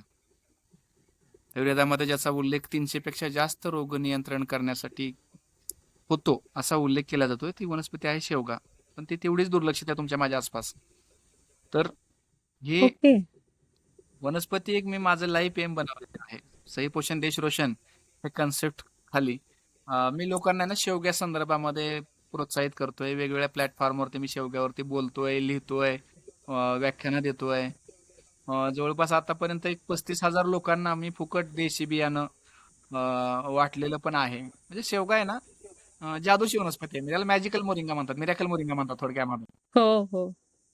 हा, म्हणजे शेवग्याचं मूळ असेल, खोड असेल, फळ असेल, शेंग असेल, फूल असेल, म्हणजे प्रत्येक पार्ट उपयोगी आहे. जवळपास म्हणजे 46 मिनरल आणि 92 अँटीऑक्सिडंट्स प्रॉपर्टी असणारे हे जगातलं सिंगल प्लांट आहे. वाव. जे तुमचं शरीराच्या न्यूट्रिशनल गरजा, सर्व प्रकारच्या गरजा भागवू शकतं. सर्व प्रकारच्या. त्याला ह्याच्यामध्ये 2 गोष्टी आहेत की ज्यांचं समजा लो बीपी असेल किंवा लो शुगर असेल, या लोकांना ते थोडंसं त्यांनी टाळणं गरजेचं आहे. परंतु हे जर 2 आजार वगळले तर बाकी हम्म. सर्वांसाठी आहे ना शेवगा हे त्यांच्या आयुष्यात जादू करू शकतो. नियमित आहारामध्ये असणारा शेवगा तुमच्या जवळपास सगळ्या शारीरिक गरजा ज्या आहेत ना न्यूट्रिशनलच्या दृष्टीनं ते सगळ्या भागवू शकतो. हम्म. मग लहान मुलं असतील, गर्भवती असतील, स्तनदा माता असतील, वयस्कर व्यक्ती असतील, हो. म्हणजे ओके. तर त्याच्यामध्ये ना शेवगा मिरेकल करू शकतो. आणि त्याच्यावरती मी आता जवळपास 2014 पासून काम करतोय. आदरणीय मुख्यमंत्री, आदरणीय वा. पंतप्रधान यांना पण मी नेहमीच मेल लिहायचो की बाबा देशामध्ये शेवग्यावर थोडंसं काम झालं पाहिजे. काही रिप्लाय पण आले. इव्हन मन की बात मध्ये आदरणीय मोदीजींनी, पंतप्रधानांनी पण पराठ्याच्या अनुषंगाने शेवग्यावरती बोलले. त्यानंतर नरेगामध्ये शेवगा आला. आता बांधावरती वृक्ष लागवडीमध्ये शेवगा आहे. म्हणजे गव्हर्नमेंटनी पण आता शेवगा लागवडीला प्रोत्साहित करण्यासाठी एक मिशन चांगलं लॉन्च केलंय. नरेगा सारख्या महत्वाकांक्षी योजनेमध्ये शेवग्याला काही लाखांमध्ये अनुदान दिलं जातं लागवडीसाठी. वा. आता लेटेस्टली चांगली पॉझिटिव्ह घडामोड म्हणजे आता जे मिड डे मील आहे हम्म. त्याच्यामध्ये पण आठवड्यातून एक वेळ शेवगा समावेश करण्याच्या अनुषंगाने सर्क्युलर पण आलंय. वा. सरकार आता लार्ज स्केल शेवग्याला प्रमोट करायला लागले. म्हणजे मला आनंद वाटतो की आपण जे गेल्या 10 वर्षात प्रयत्न केले हम्म. हम्म. आणि लोकांना अवेअरनेस क्रिएट करण्याचा प्रयत्न केलेला आहे. हो. त्या प्रयत्नांच्या माध्यमातून आपल्याला एक चांगलं यश आता मिळालेलं आहे. देशामधून शेवगा पण एक्सपोर्ट होणं सुरू झालं लार्ज स्केल मध्ये. इव्हन तामिळनाडूमध्ये सेज बनला एक 15 जिल्ह्यांचा सेज आहे. ओके. वा. स्पेशल इकॉनॉमिक झोन तिथून आलं लक्षात. एक्सपोर्ट केला जातोय. हम्म. महाराष्ट्रामध्ये पण आता भरपूर शेतकरी शेवग्याच्या शेतीमध्ये आहेत आणि आता पावडर शेवग्याची पावडरची पण इंडस्ट्री खूप वेगात वाढते. शेतकरी पण करतात. आता मी स्वतः शेवगा पावडरचं प्रोडक्शन करतोय बरोबर. बरोबर. गेल्या 3 वर्षापासून. आणि आपण ते लोकांना न्यूट्रिशनसाठी देतोय. फक्त महाराष्ट्रातच नाही तर काही मित्रमंडळी माझे फ्रान्सला घेऊन गेले, न्यूझीलंडला घेऊन गेले, श्रीलंकेला गेले, अमेरिकेला जाताना इथून घेऊन गेले भारतामधून आपल्या गुरुभांगे फार्म्सवरची वा. शेवगाची पावडर. आणि पण आपल्या बाकीच्या मित्रमंडळाने सांगायला चालू केलं. आता माझ्याकडे खूप सारे शेतकरी नेहमीच येतात. हम्म. म्हणजे आता मी काही प्युअर शेवगा शेतकरी नाही, बरोबर. परंतु शेवगा आणि शेवग्याची गरज आहे ह्याचं ज्ञान घेण्यासाठी लोक येतात. आता ते क्षेत्र वाढवतायत आणि इव्हन उमेद म्हणजे मी ज्या डिपार्टमेंटचा सध्या भाग आहे हो. तर आमच्या मार्फत पण शेवगा मिशन आणि स्पेशल हे पण लॉन्च झालेलं आहे.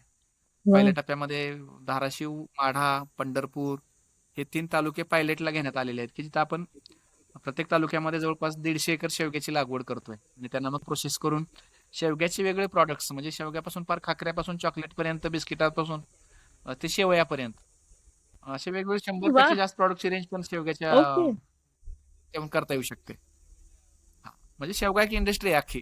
सांगायचं तात्पर्य म्हणजे शेवग्याचं बेन ऑइल आहे तुमच्या इंडस्ट्रियल ऍप्लिकेशन्स मध्ये, मेडिसिनल ऍप्लिकेशन मध्ये आहे. इव्हन डायबिटीसच्या बरोबर. जखमा क्युअर करण्यामध्ये पण शेवग्याची साल जी आहे ना ती तर भाजून जर बांधली तर अगदी शेवगे म्हणजे डायबिटीसच्या हम्म. जखमा दुरुस्त न होणार जखमा पण खपली धरण्यामध्ये शेवगा खूप ताकदीने काम करतो. Okay. Okay. Even very interesting. HB महिलांनी जर गर्भवती असताना सुरू केला तर जे गर्भ म्हणजे बाळंतपणापर्यंत जवळपास न्यूट्रिशनल सगळे बॉडी सफिशियंट बनू शकते. तर असं सगळं शेवगा म्हणजे आता काय म्हणजे बोलल तेवढं शेवग्यावरती कमी आहे. माझ्याकडे आता मी देशी शेवगा कमी आहे. सोबतच हो. ओडिशी त्यानंतर वलयपट्टी मध्ये पण आम्ही काम करतोय. आणि देशभरातला जो काही मोरिंगाचा एक ग्रुप आहे त्याचा पण मी स्वतः भाग आहे आता सध्या. मग आम्ही डिस्कशन करत वा. असतो शेवगा वाढवण्यासंदर्भात, शेवगा पावडर त्याचं मत असं हे सगळं सुरू आहे. हम्म. बढिया. त्याच्यामुळे बढिया. सगळ्यांना सांगणार आहे की एक झाड स्वतःकडे ठेवायला हरकत नाही. नक्की ज्यांना कुठे बी मिळत नसेल लावा. तर मला आहे ना फक्त व्हॉट्सअपला जरी हो. केला मोफत बियाणं माझ्याकडून तुम्हाला घरी लावण्यासाठी तुमच्या घरात पोहोचवेल. बढिया. बढिया. नक्कीच. आणि तुमचे कॉन्टॅक्ट डिटेल्स आपण घरी डिस्क्रिप्शन मध्ये शेअर करणारच आहोत. अगदी अगदी 100% करा. हो. एक अजून मी तुमचं टॅलेंट वाचलं रिसेंटली. ते म्हणजे तुम्ही रुद्राक्ष थेरपी सुरू केली आहेत तुमच्या गुरुभांगे फार्म्समध्ये. हा. तर त्याबद्दल मे बी 1-2 मिनिटं जर तुम्ही प्रेक्षकांना कळवलत आणि त्याचा फायदा कसा काय होऊ शकतो आपल्या दैनंदिन जीवनात, तर it will be a very great help to all of us. याची प्रेरणा आहेत ना माझे मित्र सोलापूरचे पोलीस अधीक्षक अतुलजी कुलकर्णी हे आहेत रुद्राक्ष थेरपी मागचे. आणि या थेरपीचे संशोधक जे आहेत ते डॉक्टर रवी म्हणून आहेत तामिळनाडूचे. हे ॲक्युप्रेशरच्या जवळ असणारी थेरपी आहे बेसिकली, ज्याच्यामध्ये ना आपण आपल्या ज्या काही थोडक्यात ज्या नाडी आहेत, ओके. वेगवेगळ्या अवयवांच्या ज्या नाडी आहेत, हार्टची नाडी असेल, किडनीच्या असेल, लिव्हरच्या असेल, ब्रेनच्या असेल, ओके. इंटेस्टाईनच्या असेल, तर ह्या नाडींचा जो काही वेग आहे तो वेग आयडेंटिफाय करून त्याच्यातला दोष, म्हणजे नाडी आयदर स्लो असेल किंवा फास्ट जर असेल, तर याचा अर्थ आहे की ते पर्टिक्युलर ऑर्गन थोडंसं डिस्फंक्शन झालंय. आणि मग ते पॉइंट्स आयडेंटिफाय करून त्याच्यावरती आपण रुद्राक्ष किंवा काळी मिरीच्या सहाय्याने टेप वापरून आहे ना ते नाडी रेग्युलर करण्यासाठी आपण काम करतो. आणि वाव. ह्या वर्षभरामध्ये मी साधारणपणे 1500 लोकांना ही थेरपी दिलेली आहे आणि पूर्णपणे मोफत दिलेली आहे. ज्याच्यामधून असे म्हणजे माझ्याकडे अगदी शेकडो व्हिडिओज आहेत की काही लोकांना अगदी 15 मिनिटं 20 मिनिटात पण फरक पडला आहे. 7 दिवसात, काही 10 दिवसात, काही 15 दिवसांमध्ये.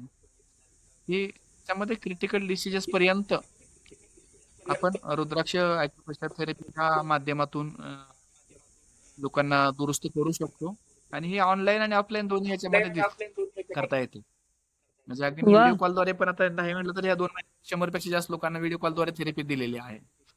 की ओ. त्यांनी व्हिडिओ कॉल करून जरी विचारलं तर आपण त्यांना ते पॉइंट्स आयडेंटिफाय करायला मदत करतो आणि त्याच्या आधारे लोक स्वतःही त्या पॉइंट्सना काळी मिरी किंवा रुद्राक्ष किंवा तत्सम हे लावून ट्रीटमेंट, सेल्फ ट्रीटमेंट घेऊ शकतात. थोडक्यात ही अल्टरनेटिव्ह थेरपी आहे. आणि हे सेल्फ हिलिंग जवळपास आपण ज्याला म्हणतो ना, काय बॉडीमध्ये ना ती ताकद आहे, नैसर्गिक स्वतः नीट करू शकते. ओके. फक्त तो नीट करण्यासाठी जे पॉइंट्स कळाले की नीट होतात माणसं थोडक्यामध्ये. आता एक एक्झाम्पल म्हणून आहे ना, माझ्या मित्राचं देतो. TV9चे ज्येष्ठ पत्रकार आहेत सागर सुरवसे म्हणून. फ्रोझन शोल्डरचा त्रास सुरू झाला होता. हो. त्यांना आपण तो थेरपी खूप दिली होती. कॉमन आहे. आणि सॉरी सर, बट अगदी हा फ्रोझन बसल्या शोल्डर, जागी टेनिस एल्बो हे फार कॉमन आजकाल आपण ऐकतो. सो छान, तुम्ही बरं झालं तुम्ही ह्यावरती तर शेअर बसल्या करताय. जागी आहे ना आता त्यांचं.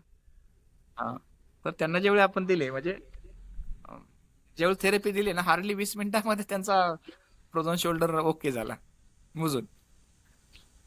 म्हणजे आता ते एक मिरॅकलच म्हणता येईल अशा पद्धतीने.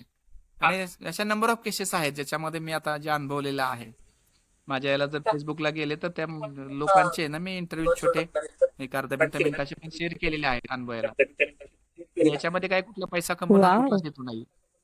हा हेतू हाच आहे की बाबा आरोग्य आणि स्वतःला दुरुस्त कसं करता येतं हे समजून घ्या, शिका. बरोबर बरोबर. आणि ते जर शिकलं तर आपलं आरोग्य कारण कधी काळी मी पण पाठीच्या त्रासातून गेलेलो आहे. आता मी माझ्या रुद्राक्ष थेरपीवरती मी स्वतःलाही रिहील केलेलं आहे पूर्ण. आणि आता वाव. जवळपास रोज 4-5 जणांना, म्हणजे अगदी बस असेल, रेल्वे असेल, हो. रुद्राक्ष थेरपी अवेलेबल एव्हरीवेअर. म्हणजे अगदी बसमध्ये जरी मला एखादा वाटलेला त्रास दिसतोय तर मी स्वतःहून संवाद चालू करतो. आणि तिथंच थेरपी, खिशात साहित्य ठेवतो, माझ्या खिशात राहतं साहित्य. वाव. आजारी वाटला जाणवलं थेरपी.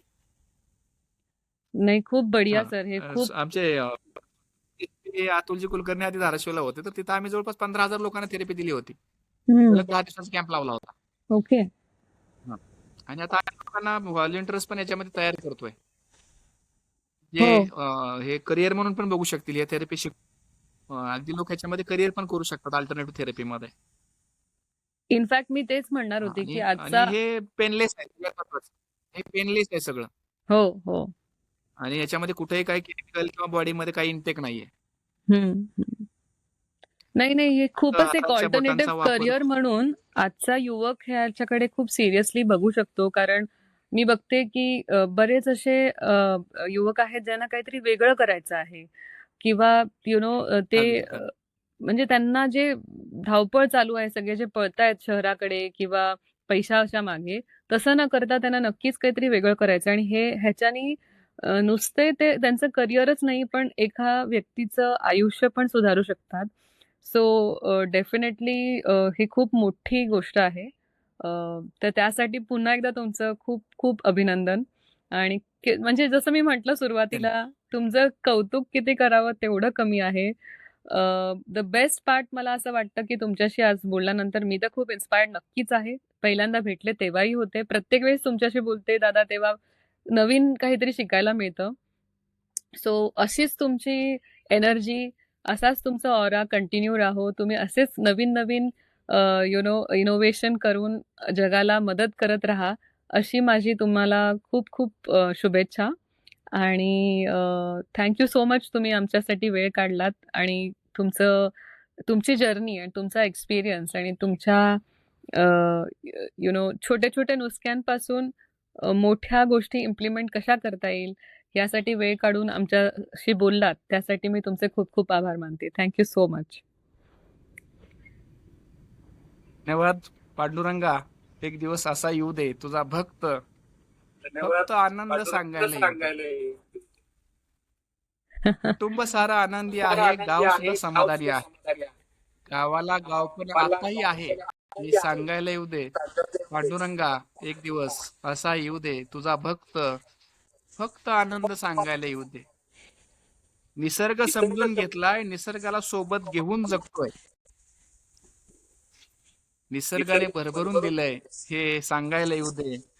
पांडुरंगा एक दिवस असा येऊ दे तुझा भक्त फक्त आनंद सांगायला येऊ दे.